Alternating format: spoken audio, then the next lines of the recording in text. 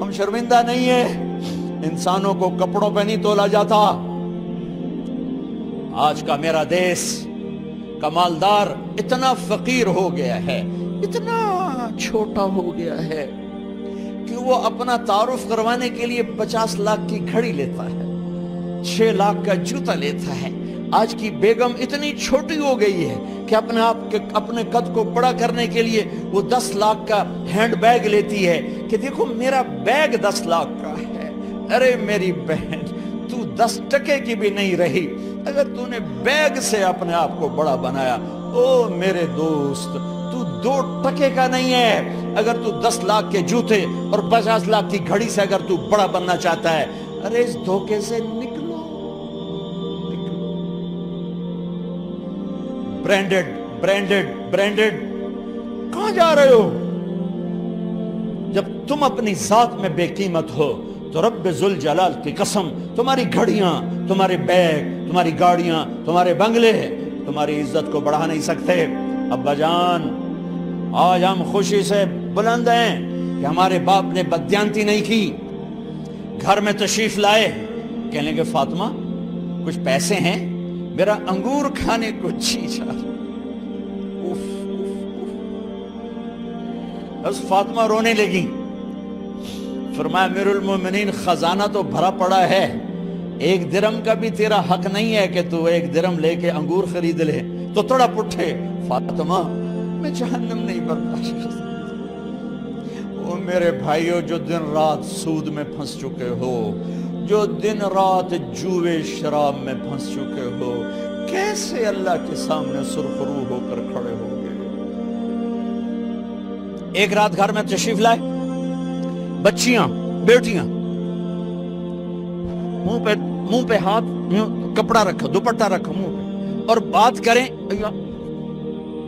آپ نے پوچھا ارے کیا ہوا تمہیں، یہ منہ پہ کپڑا کیوں رکھتے ہو؟ تو خاموش ہو گئی، لیکن گھر کی خادمہ رو پڑی۔ کہا امیر المومنین، آج آپ کی بیٹیوں نے کچا پیاز توڑ کے اس سے روٹی کھائی، سالن کھائی، اور میرے آج کا تاجر کہتا ہے جھوٹ نہ بولوں تو کاروبار کیسے؟ میرا افسر کہتا ہے رشوت نہ لوں تو گزارا کیسے کروں؟ تو عمر بن عبدالعزیز پھس پہ ہچکیوں کے ساتھ روئے کہ میری بچیوں، میں تمہیں بڑے اچھے کھانے کھلا سکتا ہوں پر میں جہنم کی آگ برداشت نہیں کر سکتا۔ بھائیو، اس بندے نے اپنے آپ کو ذبح کر دی، اللہ کو راضی کرنے کے لیے ذبح کر دی، اپنی ذات کو، اپنے جذبات کو، اپنے احساسات کو۔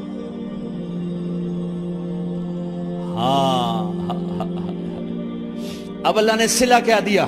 جب انتقال ہوا، ہونے لگا تو بلایا رجا کو، جو میں بات پہلے چھوڑ کے ادھر ان کی تھوڑی سیرت بتائی کہ رجا اب میں مرنے لگا ہوں۔ عبد الملک کالا ہو گیا تھا، ولید کالا ہو گیا تھا، سلیمان کالا ہو گیا تھا۔ یہ کیوں کالے ہوئے تھے؟ یہ بے نمازی نہیں تھے، بدکاری نہیں کرتے تھے، کسی کی طرف ان کی میلی آنکھ نہیں اٹھی کبھی۔ یہ ظالم تھے، ظالم ظالم، انسانوں کا خون پیا، مال میں خیانت کی، اس پر اللہ نے چہرے پھیر دیے۔ آج عمر بن عبدالعزیز جا رہا ہے کہ دیکھو میں جا رہا ہوں، مجھے دیکھو میرے ساتھ کیا ہوتا ہے۔ ان کا انتقال ہوا، ان کی میت قبر کے کنارے رکھی گئی، اور اب نیچے اتارنا ہے۔ سلیمان کی میت کو اتارنے لگے تو ہلنے لگا، اور عذاب قبر پہلے شروع ہو گیا۔ عمر کی میت کو جب قبر کے قریب کیا گیا، ایسے ہوا کا جھونکا آیا،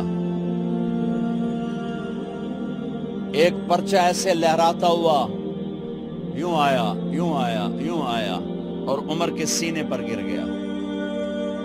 لوگ کٹھے ہو گئے، پرچے کو کھول کے دیکھا گیا تو اس پہ لکھا تھا بسم اللہ الرحمن الرحیم، براءۃ من اللہ لعمر بن عبد العزیز من النار۔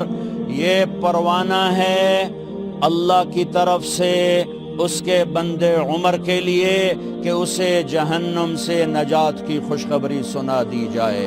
آہا، مرنا ہو تو یوں مرو، اللہ ایسی موت دے دے. کہتے ہیں پھر میں نے ان کو قبر میں اتارا. جب قبر میں اتارا تو کیا دیکھا؟ میں نے کفن کی گرہ کھولی تو چہرہ قبلے کی طرف، اور یوں لگا جیسے 14ویں رات کا چاند قبر میں اتر آیا ہو. اور آخری بات کرتا ہوں، میرے